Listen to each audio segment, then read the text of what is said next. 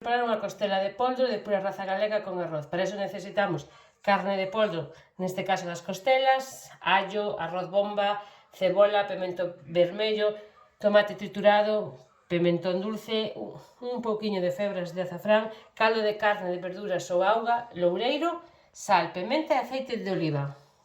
Empezamos dourando un pouquiño a carne de pollo. Cando estea dourada, a imos a retirar a un prato.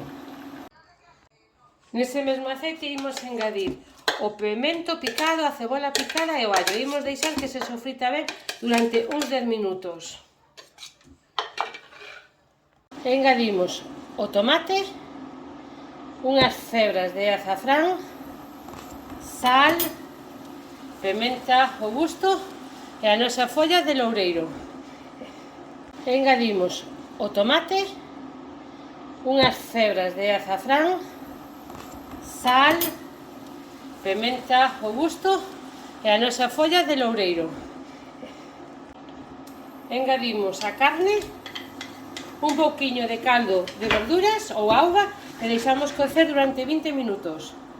Engadimos tamén un pouquiño de pemento doce e pemento picante.